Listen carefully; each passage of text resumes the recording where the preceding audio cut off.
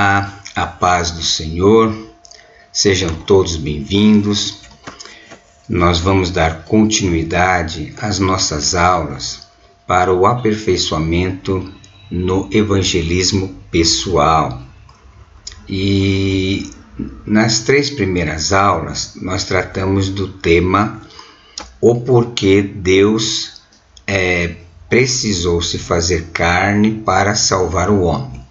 Na primeira aula, nós tratamos dos fundamentos, fundamentos bíblicos, que nos apontaram como o pecado entrou no mundo, as consequências do pecado, a necessidade de um Salvador, como Deus desenvolveu o trabalho no Antigo Testamento através dos sacrifícios, até chegar à plenitude dos tempos, onde o próprio Deus se faz carne e habita entre os homens e realiza o ápice do plano de salvação de Deus, que é o nascimento, a vida, morte e ressurreição de Jesus Cristo. E ali está o fundamento, para que se possa entender todo o plano de salvação de Deus. Hoje nós vamos estudar como identificar as crenças de alguém enquanto evangelizamos. Veja bem, quando nós temos a oportunidade de evangelizar alguém, não tem como nós chegarmos e direto assim: olha, tudo bem, meu nome é tal, qual que é a sua religião?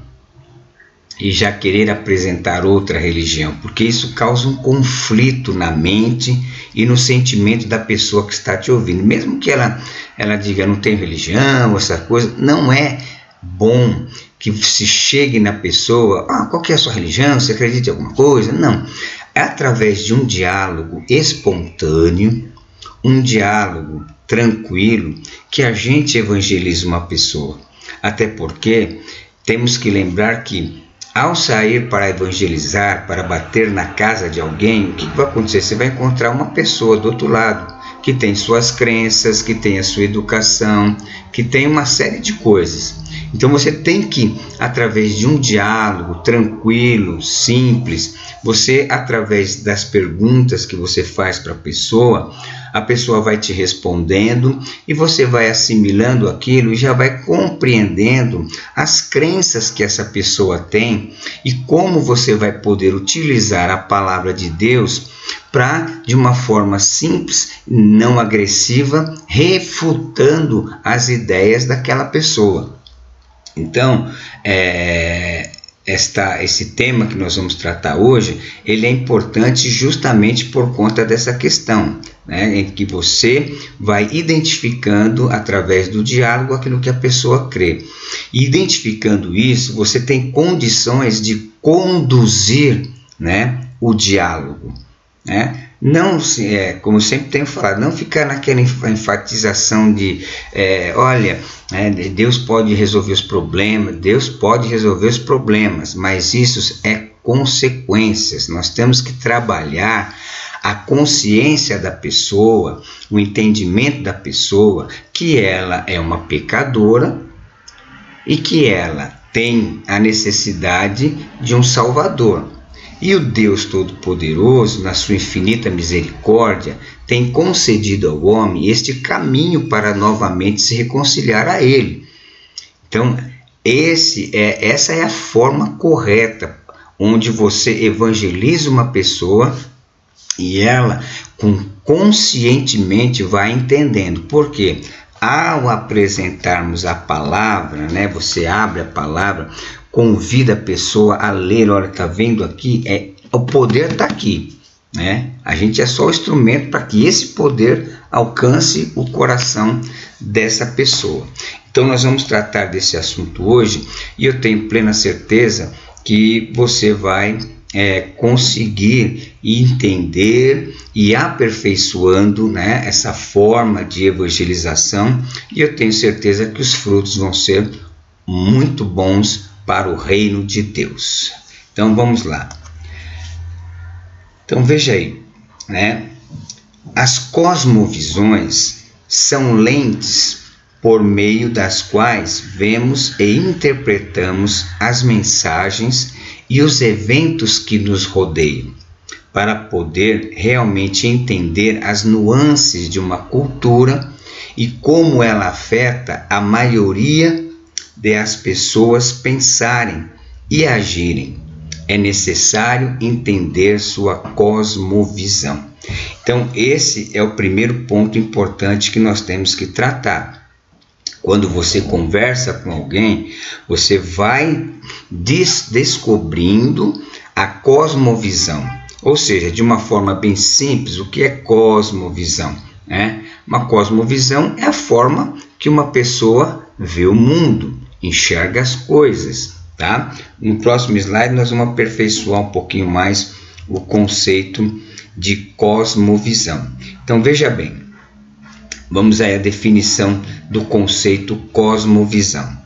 Cosmovisão é o conjunto de crenças, valores, percepções e atitudes que uma pessoa ou um grupo possui a respeito da realidade, moldando a forma como se interpreta e reage ao mundo ao seu redor. Então é a forma como a pessoa enxerga a religião, a política, a vida que está em seu entorno. Então é através da cosmovisão que a gente vai descobrir o que a pessoa ela crê, o que ela pensa sobre Deus, o que ela pensa sobre os homens, o que ela pensa sobre o pecado, o que ela pensa na vida após a morte. Então, é através da cosmovisão, de como a pessoa enxerga essas coisas, enxerga a vida, que a gente vai entendendo a forma que essa pessoa pensa. E através disso, nós podemos, com o conhecimento das Escrituras e esclarecendo essa pessoa e apontando, mostrando a esta pessoa uma outra forma de enxergar as coisas, uma outra forma de ver as coisas, de ver o mundo, de ver a realidade. Então, continuando aí, ela abrange as respostas fundamentais para questões sobre a origem, o sentido e o propósito da vida, influenciando a visão sobre temas como a existência de Deus, a natureza humana, o bem e o mal e o futuro. Então, em resumo, a cosmovisão atua como uma lente através da qual cada indivíduo percebe e dá sentido ao mundo, afetando tanto suas ações quanto seus relacionamentos e escolhas diárias. Então, a compreensão da cosmovisão de uma pessoa vai dar condições de você interpretar bem essa pessoa no sentido do que ela pensa, do que ela pensa acerca da vida, acerca do mundo, ou seja, acerca de todas as coisas. Então, o evangelizador, ele tem que ter essa perspicácia de, através do diálogo, ir compreendendo o que essa pessoa pensa, o que essa pessoa ela acha, o que ela responde às questões da vida à sua volta. E com a presença do Espírito Santo na nossa vida e a palavra de Deus na nossa mão, nós temos muita condição de levar essa pessoa a uma compreensão espiritual real e verdadeira. Porque ao saber e ao conhecer e ao interpretar melhor a cosmovisão, ou cosmovisão, como você queira dizer, de uma pessoa, você, através da graça e da inspiração do Espírito Santo, vai poder entregar a ela uma mensagem que vai abrir mais o seu entendimento. Por quê? Porque lembra das aulas passadas, que eu disse que nós recebemos a iluminação do Espírito Santo.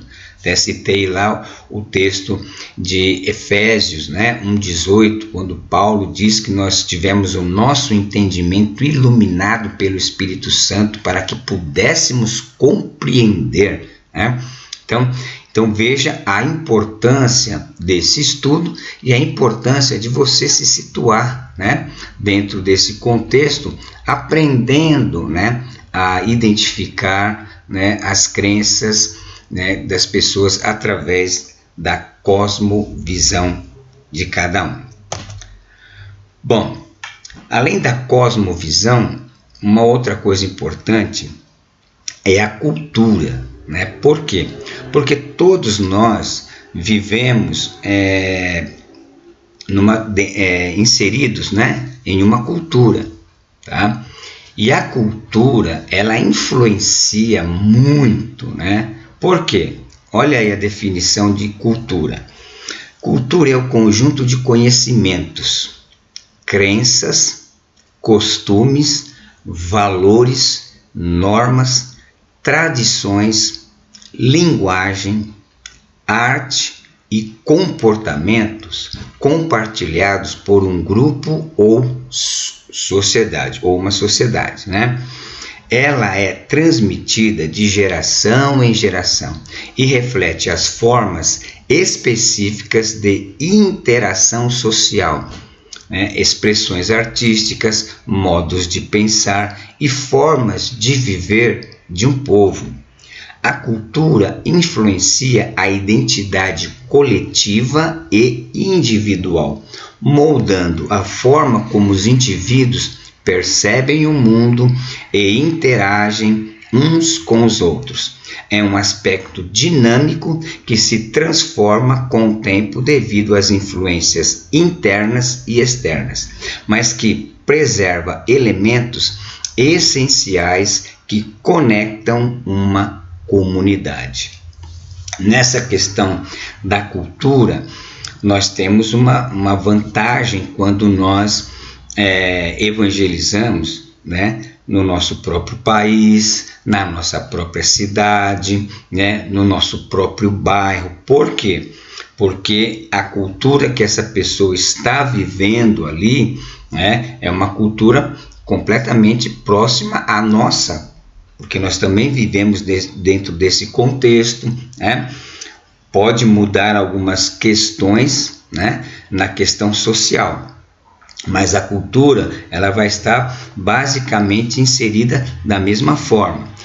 Vai ter mudanças? Quais as mudanças que é? A mudança de crença, né? A mudança de costume, né?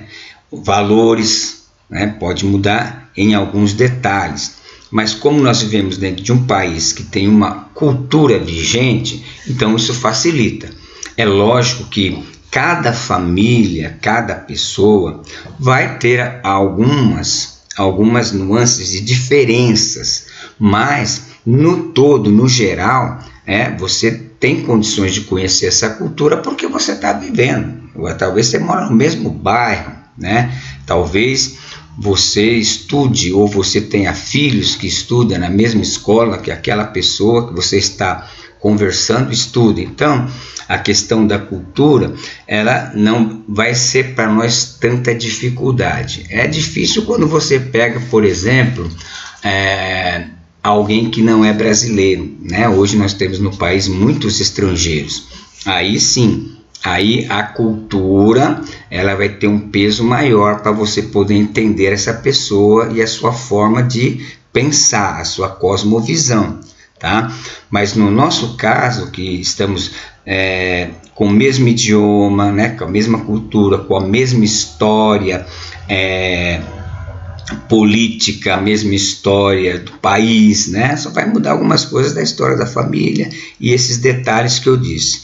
Mas é importante a gente entender, até porque, né, você pode bater numa casa onde as pessoas não sejam, né, do Brasil, sejam aí, né, bolivianos, seja aí de outra nação, e você vai ter que trabalhar essa questão da cultura, né? No caso, se houver um diálogo com pessoas de culturas diferentes. Como nós estamos falando do evangelismo no Brasil, a possibilidade, né, a porcentagem de nós encontrarmos brasileiros aqui vai ser de 90%, né? Então vamos para o próximo.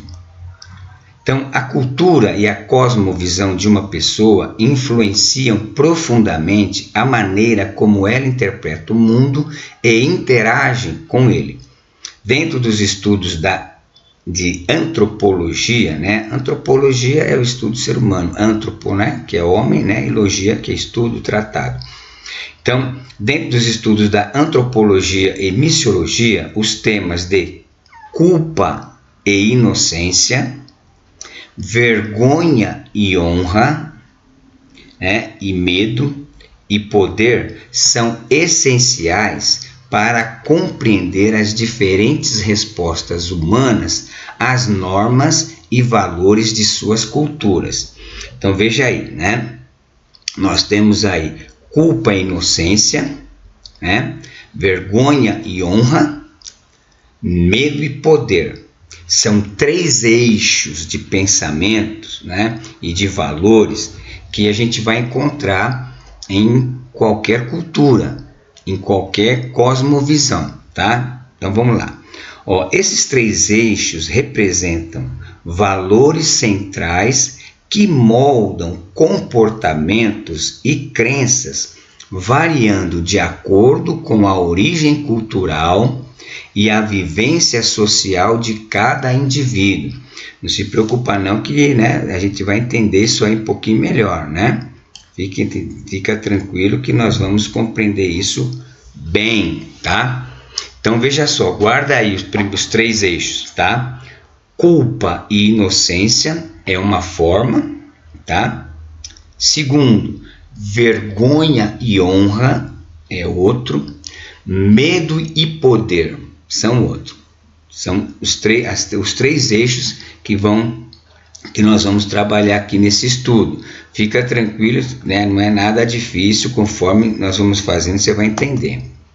Bom, então, em culturas centradas na culpa e inocência, como muitas sociedades ocidentais, né, as pessoas são orientadas a distinguir entre certo e errado, com base em leis e regras. Então, nessas culturas, o sentimento de culpa é ativado quando uma norma é violada, sendo a restauração da inocência um caminho para a reconciliação. Então, veja só, em culturas que se centralizam no sentimento de culpa e inocência, eles têm essa tendência. A pessoa é orientada entre o certo e o errado, tá? Com base no quê? Nas leis e nas regras vigentes, tá? Então, nessas culturas, olha aí, o sentimento de culpa é ativado quando uma norma é violada, sendo a restauração da inocência um caminho para a reconciliação.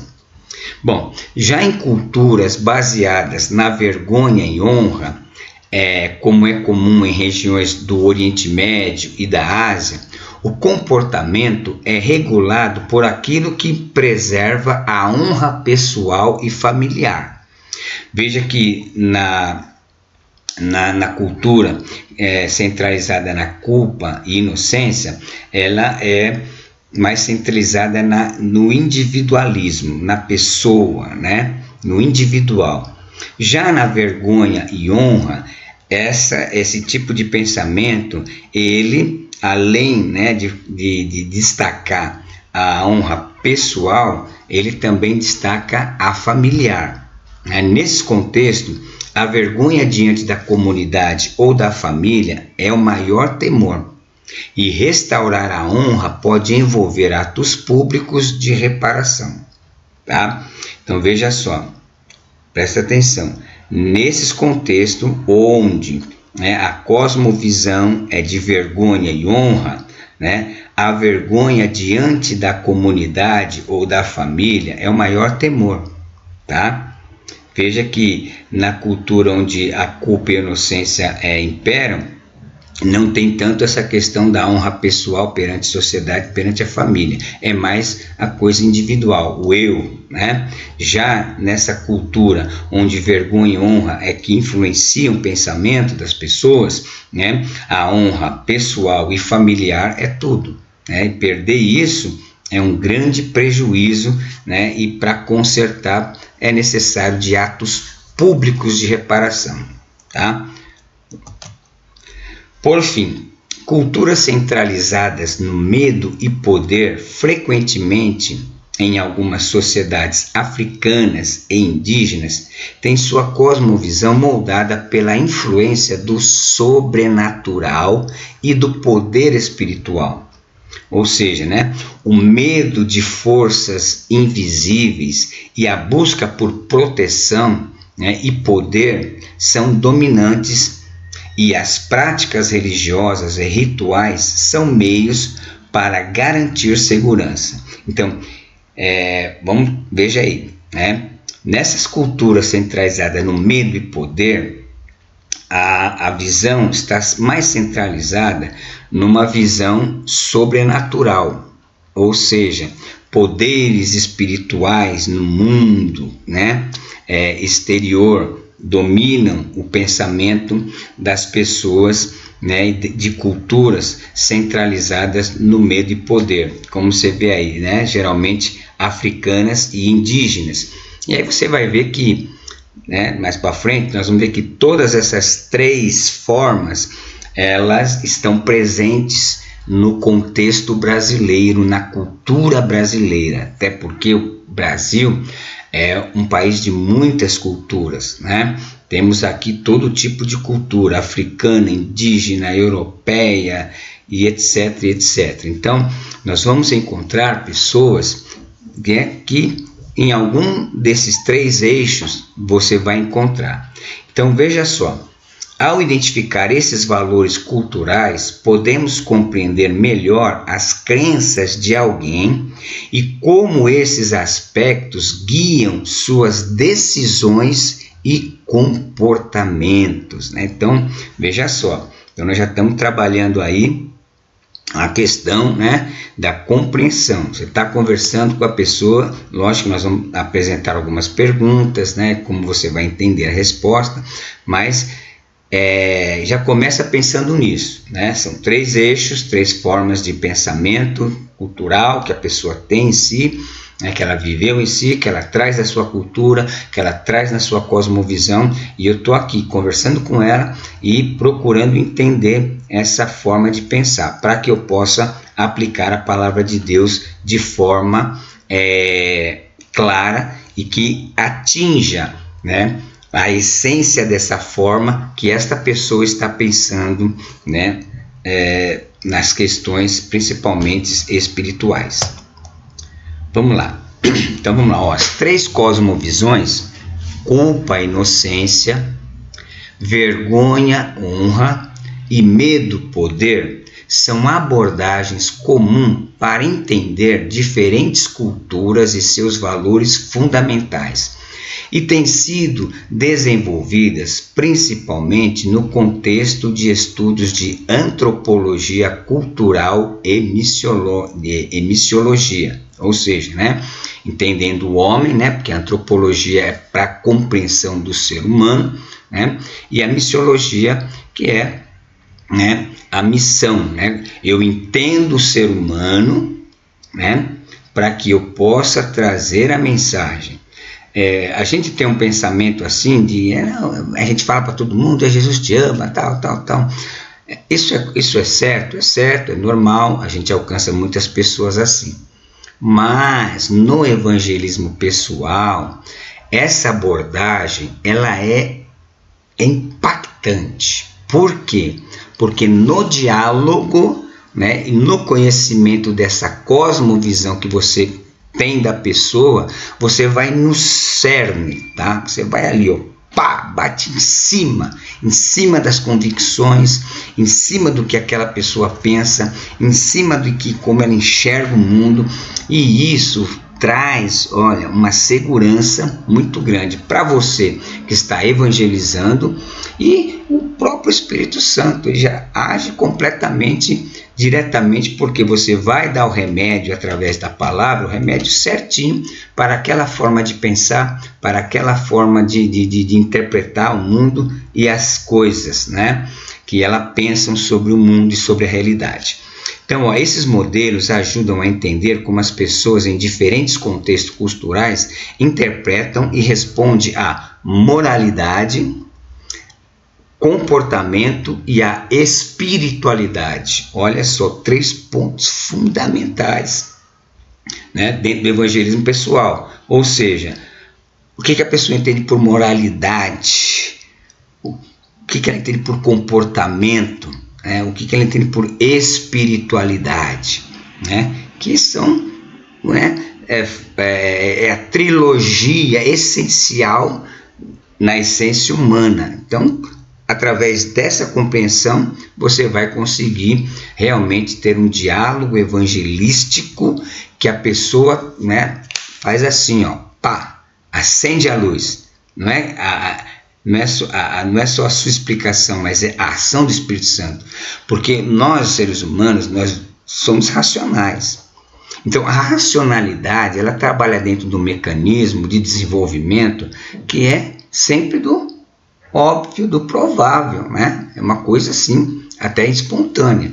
Então, quando você atinge esse ponto, né, não tem obscuridade, não tem dificuldade de compreensão, não tem dificuldade de ação. Então é claro, se torna claro, ó, pum, abre o olho, tá? Então veja bem, né? Essa linha de pensamento tem sido popularizada principalmente por missiólogos, né, como George Housley e outros estudiosos como Jason Georges, Mark de Bakker, né, não sei se é essa a pronúncia, né? Eles exploram como essas cosmovisões afetam a comunicação intercultural e a transmissão do evangelho em diferentes sociedades. No livro de Jason Georges, é uma obra que se destaca nesse campo, fornecendo ferramentas para adaptar a mensagem do Evangelho de acordo com essas 3 perspectivas culturais. Tá? Então, está aí a base, né, do nosso estudo. Depois você pode pesquisar e procurar mais aperfeiçoamento. Bom, então vamos lá. Então, primeiro nós vamos tratar da culpa inocência. Olha, o que é essa forma? Então, ela é predominante em culturas ocidentais como os Estados Unidos e a Europa. Essa cosmovisão entende a moralidade em termos de certo e errado. As pessoas sentem culpa quando violam leis ou normas morais e buscam justiça para restaurar a inocência. A culpa é resolvida por meio de confissão, arrependimento e perdão, geralmente em um contexto legalista ou jurídico, né? Então, a culpa e a inocência, né, tem esse aspecto, ó, certo e errado. A moralidade está no certo e errado. Errou, né? Pum, acendeu a luzinha. Né? E para consertar, né, como diz aí, né, é resolvida por meio de confissão, arrependimento, perdão, geralmente em um contexto legalista ou jurídico, tá? Fica tranquilo que isso vai clarear mais, tá? Vergonha e honra, comum em culturas asiáticas do Oriente Médio e em comunidades mais coletivas, né? Ou seja, a vergonha e honra define a moralidade com base na aceitação ou rejeição do grupo. Nesses contextos, a vergonha resulta da desonra ou da perda do status social, né? E é restaurada por meio de ações que promovem a honra da pessoa ou da família. Por exemplo, né, nesse tipo de vergonha e honra, o que acontece? Coisa que hoje, né, nas culturas ocidentais não se preocupa muito. Uma moça solteira e ela engravida. Numa cultura onde vergonha e honra imperam, isso é a pior coisa que pode acontecer, né? Ficou grávida sem ser casada. Isso aí é uma coisa terrível, né? É lógico que para nós cristãos isso ainda continua, né? Isso é. Mas se você olhar no mundo, na cultura popular, na vida popular, você vê diversas moças grávidas aí, não tem marido e tal, e muitas vezes a família nem liga, né? Aconteceu, fica aquela coisa, né? Mas em culturas, né, onde a vergonha e honra é muito forte, poxa, você desonrou a si mesmo e desonrou a família. Está entendendo como é que é essa diferença de pensamento cultural? É lógico que culpa e inocência nós encontramos aqui também no Brasil, porque nós temos muita influência, né, dos Estados Unidos e Europa. Então você vai encontrar, né, esse tipo de pensamento, né, do certo e errado, como você vai encontrar também no Brasil, também a vergonha e honra, pessoas que, né, poxa, desonrou a família, tem pai que põe a filha para fora, né, ou tem pai que obriga o filho a casar porque aprontou.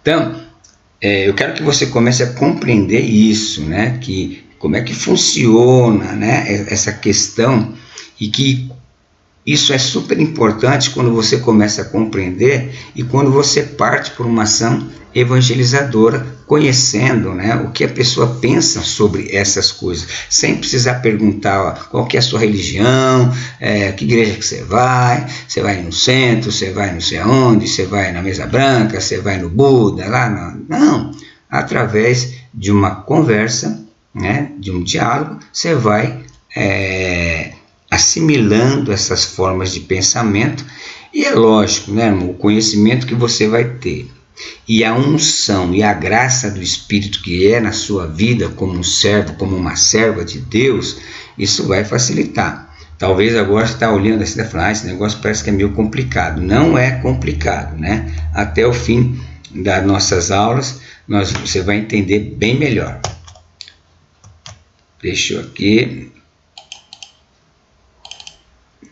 Bom, a culpa, o terceiro é o poder e medo. Olha aí, essa cosmovisão é a mais comum em sociedades com uma visão espiritual forte, muitas vezes em contextos africanos e latino-americanos.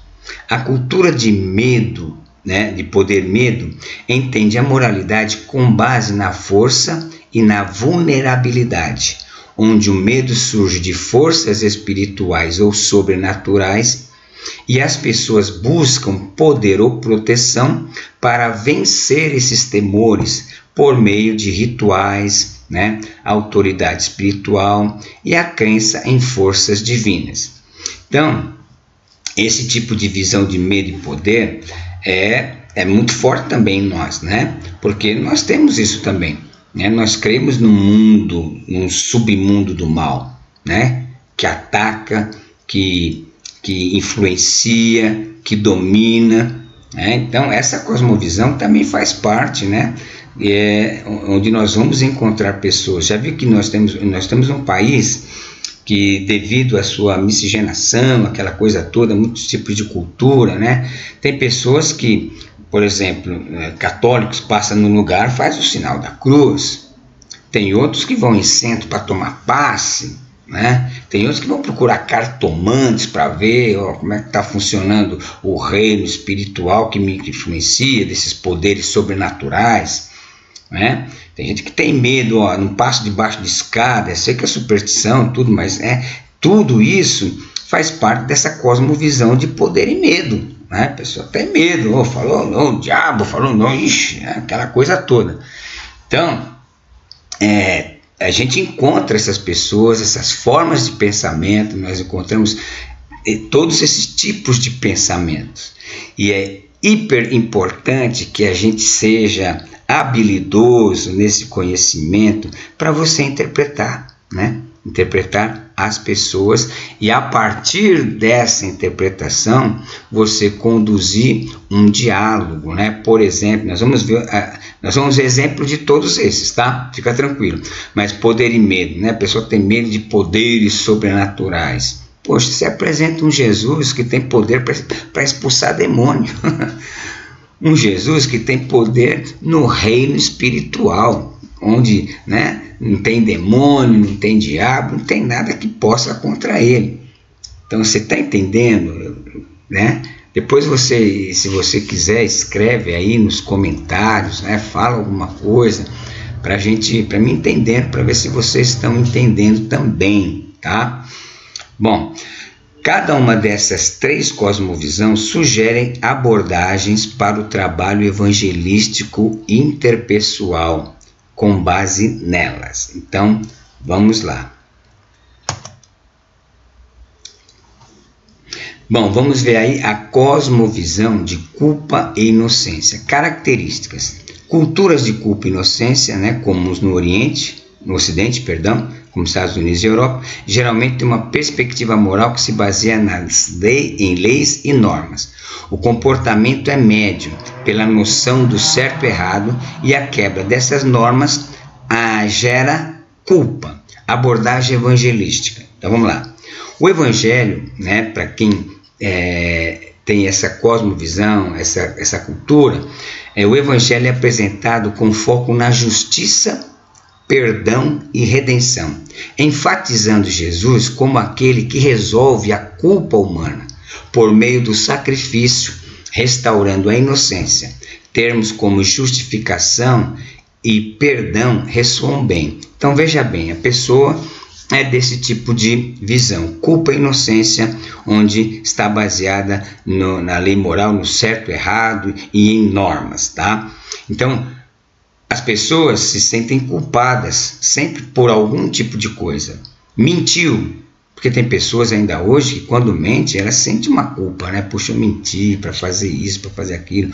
Ou então defraudou alguém, enganou alguém, né, num serviço, faça um serviço, em vez de cobrar o preço correto, cobra um preço maior, para ter um lucro maior, né? Isso, né, para algumas pessoas traz culpa, e N situações que trazem culpa à consciência da pessoa.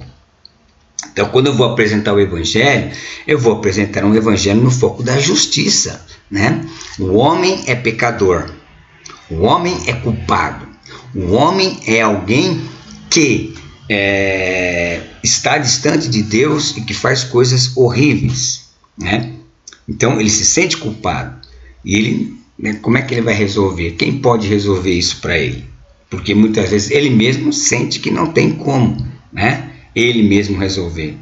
Então eu apresento o evangelho no foco da justiça. Olha, a justiça de Deus está em Jesus Cristo, o justo, né? O único que, sendo homem, veio como homem, não teve pecado.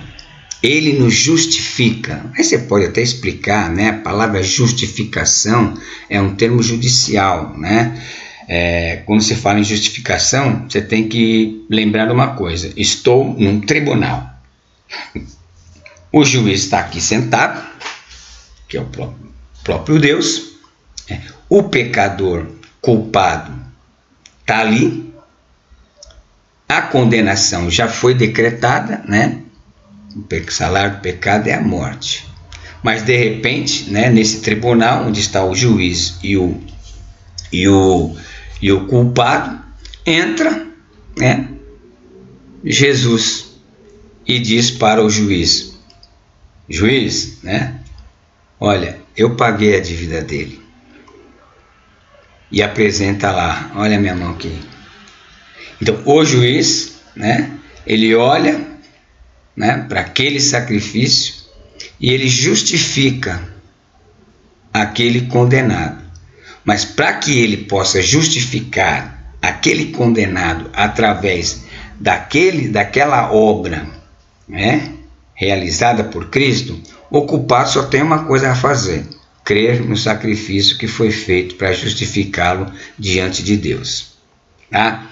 Então, essa abordagem é uma abordagem que você, né, e é uma das que mais a gente encontra, né, no nosso contexto de evangelismo, tá? E que é a mais encontrada, devido também à nossa cultura ser também uma cultura de culpa e inocência. Então, lógico que a gente vai abordar um pouquinho mais, mas eu acredito que por aí já deu para você começar a entender. Assista o vídeo várias vezes, depois quem quiser eu vou mandar os slides, Vou mandar o estudo por escrito, em PDF, e vai ter uma compreensão melhor. Então, a cosmovisão de culpa e inocência. Agora, a cosmovisão de vergonha e honra, né? Características, né? Predominante em culturas asiáticas, árabes e de sociedades coletivistas. Essa visão de mundo considera o pertencimento ao grupo essencial, né?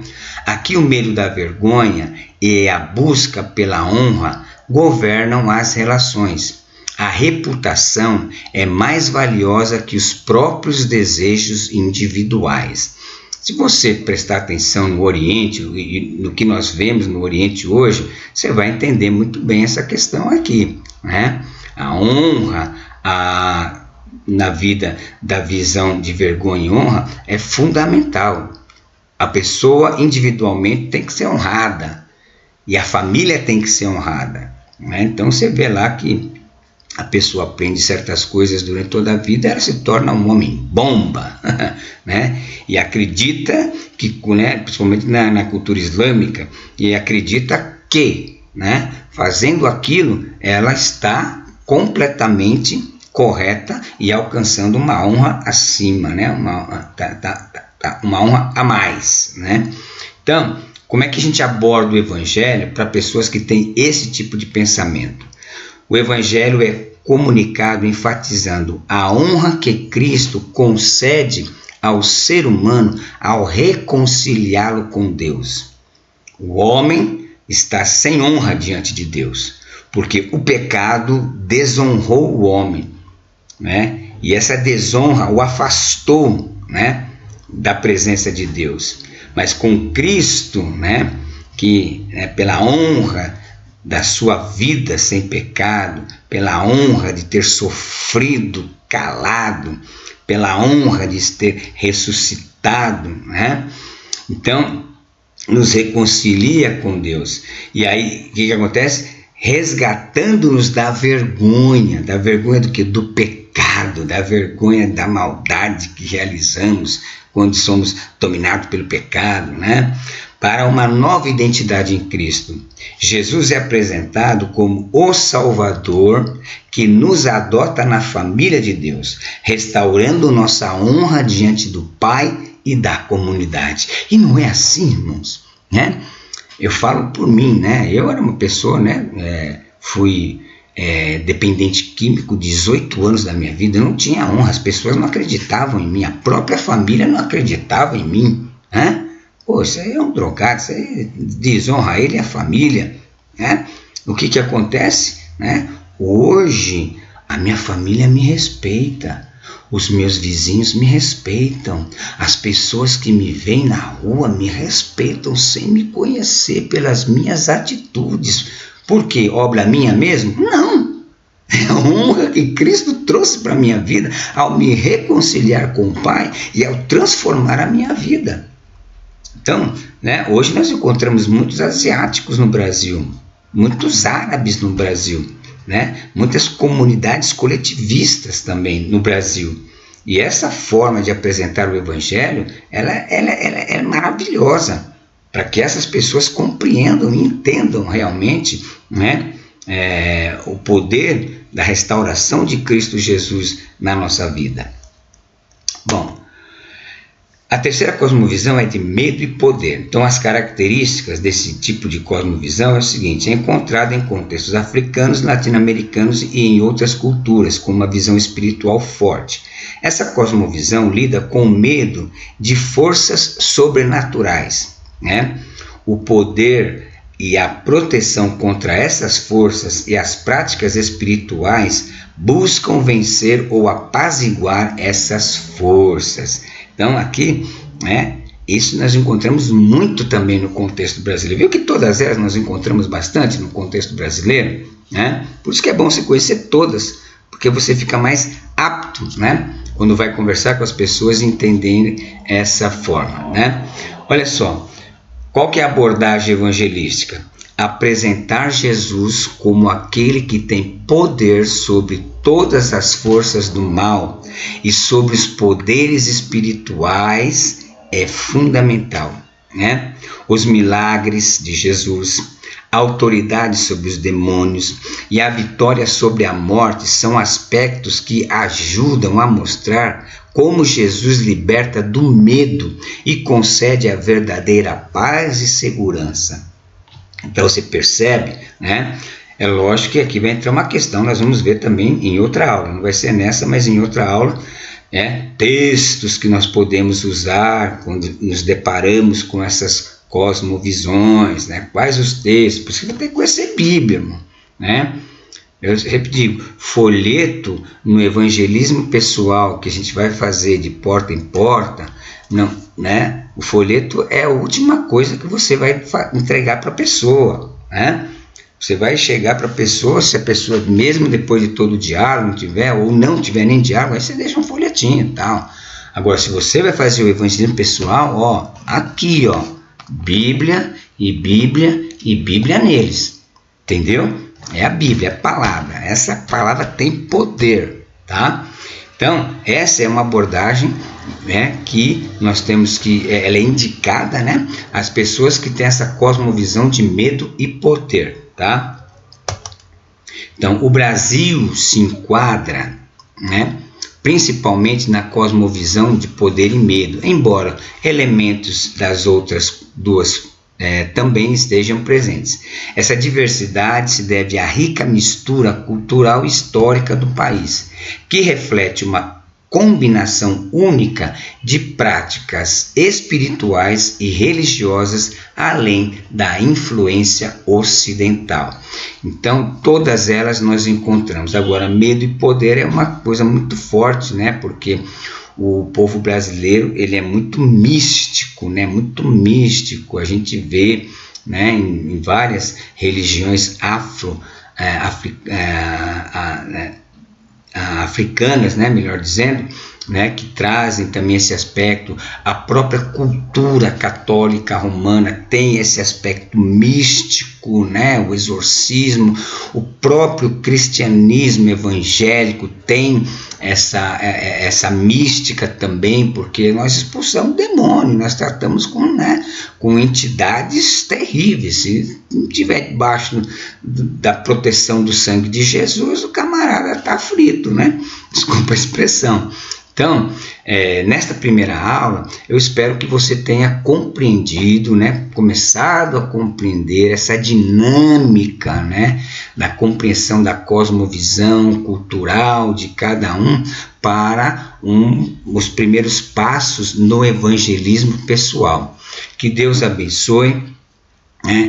Reveja o vídeo, releia os conteúdos. Você pode até fazer pesquisas, né, na internet dentro dessa temática com aqueles autores, e eu tenho certeza que você vai conseguir desenvolvendo, né, tendo uma desenvoltura melhor, né, na condição de evangelizar. E eu creio que quando começarmos mesmo, bem pegarmos firmes em 2025 na evangelização, eu tenho certeza, meus irmãos, que vai ter muito fruto para a glória de Deus, e o teu crescimento espiritual, a maturidade espiritual que você vai alcançar diante dessa compreensão vai fazer toda a diferença. Que Deus vos abençoe. Fazer uma breve oração. Senhor, abençoa este irmão, esta irmã que esteja assistindo este vídeo, ó Pai, que o teu Espírito possa esclarecer cada vez mais, que possa entender, compreender, e que teu nome seja glorificado na vida deste teu servo, desta tua serva. Nós agradecemos e pedimos a tua bênção em nome do Senhor Jesus. Amém. Deus abençoe e até a próxima aula.